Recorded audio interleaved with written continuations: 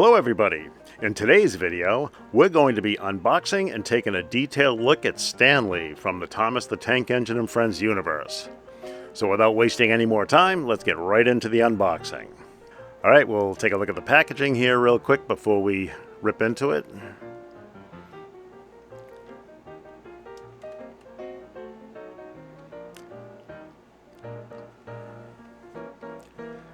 And this is that usual Bachmann packaging, that kind of clamshell packaging.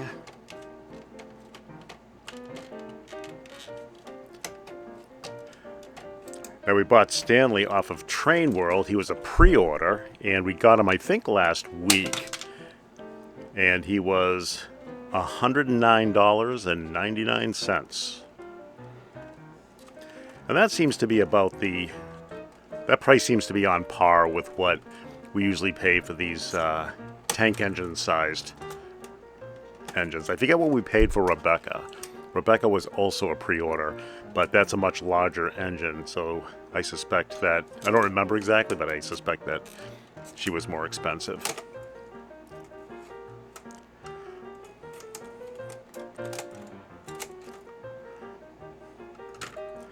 There's no salvaging this packaging. You just have to cut into it.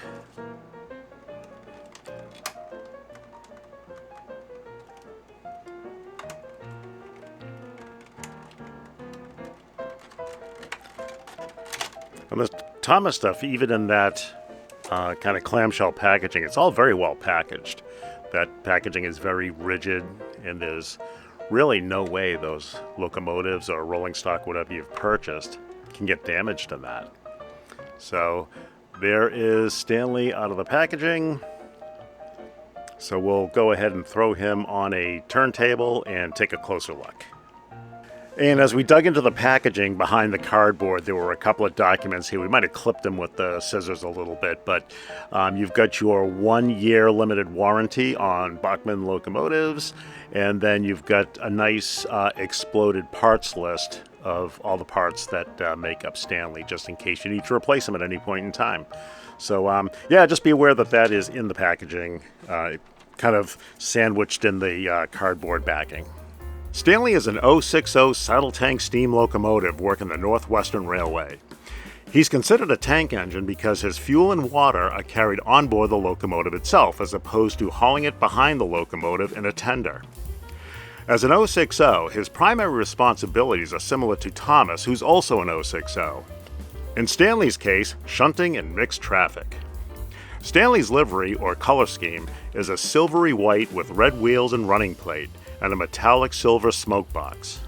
So how did Stanley arrive on Sodor? Well, apparently there was an abandoned town on the island of Sodor called Great Waterton. Great Waterton was sort of rediscovered by Thomas while he was taking a shortcut. The Fat Controller decided the town should be restored, and restored by the upcoming Sodor Day. To meet that goal, it was all hands on deck, including the locomotives.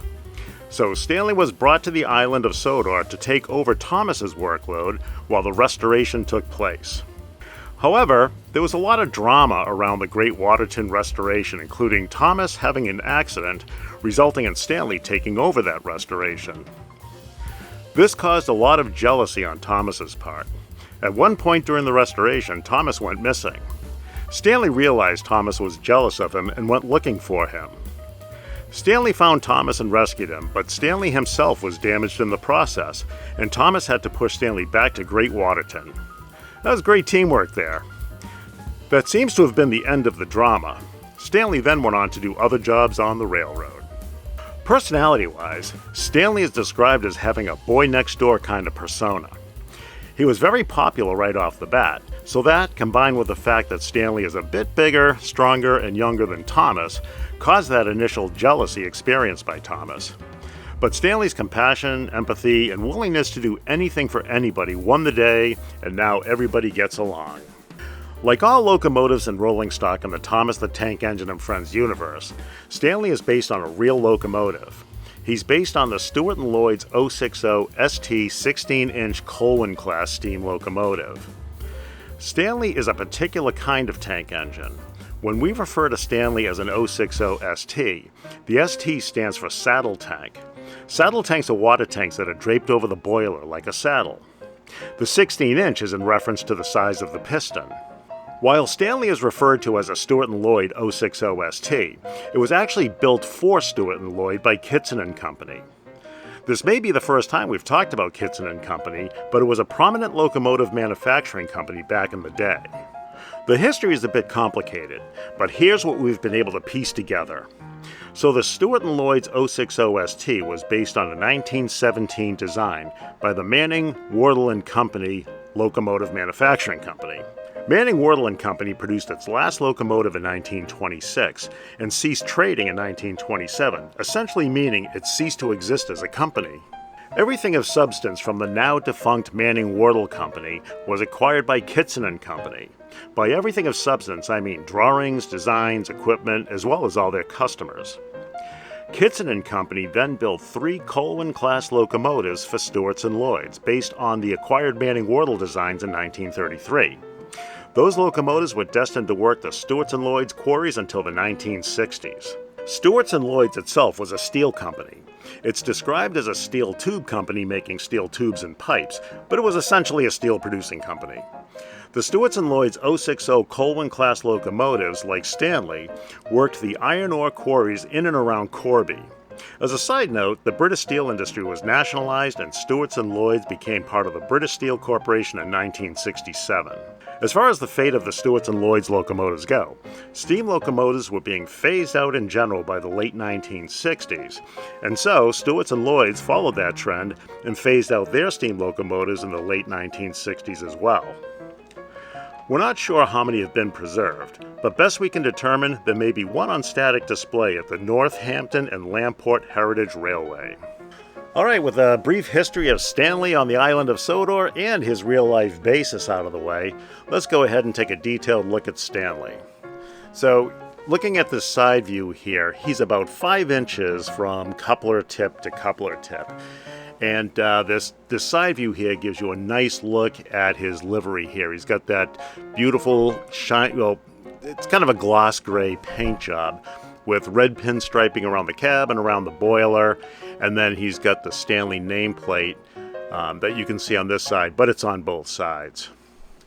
And then you can see the red running platform down here. The top of it is painted black. I don't know if you can see that from this angle or not. But and you can also see he's an 060. The 060 is the white notation. It's a wheel classification system, meaning that for 060 he's got no leading wheels, 6 drive wheels, and no trailing wheels, 060. And then looking again from the side here again at the livery, the smoke box up here along with the chimney is a metallic silver. So it's definitely a nice looking locomotive. He kind of reminds me of Spencer as far as his livery goes. Okay, so, and you can see it's kind of a little bit of an elongated cab here, and it looks like there is, you'll see it from the top, but there's coal bunkers actually in front of the cab on both sides, as well as some along the back.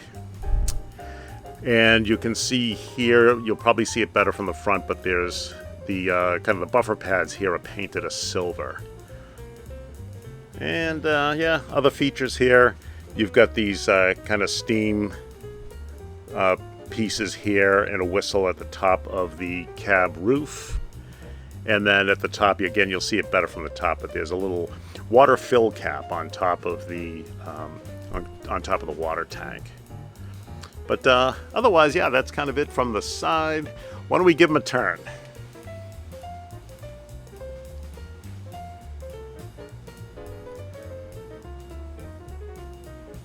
Okay, and looking back at that nice 3/4 view there, you should be able to see, I don't know if we'll get the angle here, but the little bunker in the back, he's got those square windows. We'll continue to turn. And he's got that nice red pinstriping in the back, red buffer beam, utility hook, hook and loop coupler, and again, those buffers with the red kind of posts, I guess, and then the buffer pads are painted silver. So we'll continue around.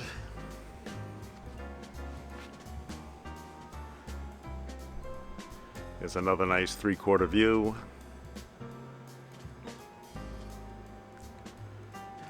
And as we're around, there's no real difference here. There's some trim that's a little bit different here on this side. You can see some, kind of piping here that wasn't on the other side. But otherwise, you've got this little, almost like the suspension piece there above the deck. You got the Stanley nameplate there on the side. So for the most part, identical to the opposite side. So why don't we go ahead and continue to turn.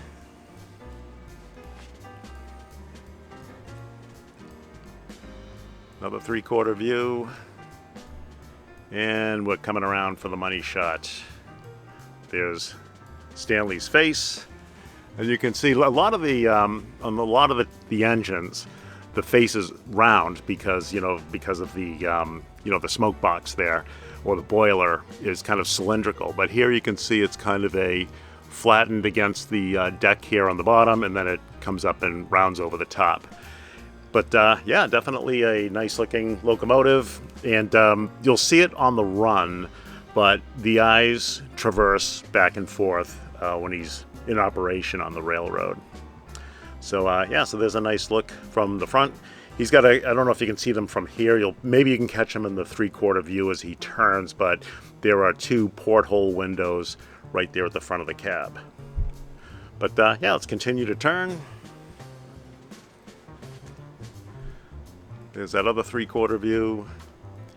And as we bring it around full circle, yeah, you can see here that the details on the side painted in silver are a little bit different. There was some suspension on the other side, but back here where you see this suspension, there was actually some other type of piping. So yeah, some nice little detail work there. But yeah, there's Stanley. Let's give him one uninterrupted turn before we take a look at the top and the bottom.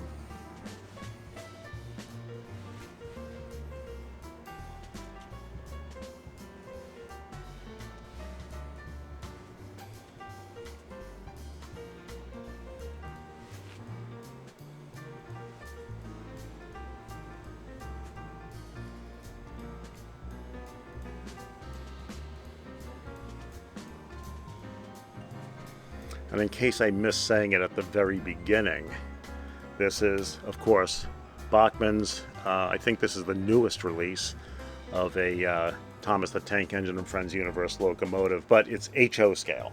I don't think I mentioned that up front. This is HO. All right, let's take a look at the top and the bottom. All right, hopefully you can see this okay with the kind of the gray paint job against the white here.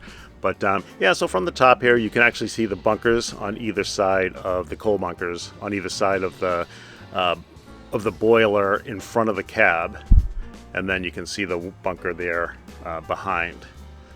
And again, this is a saddle tank engine, so he carries his coal and his water right on board the locomotive, as opposed to towing it behind in a tender. Yep, and then you can see the fill cap detail there, and then the some of those steam fittings in the black deck you can see from the top as well.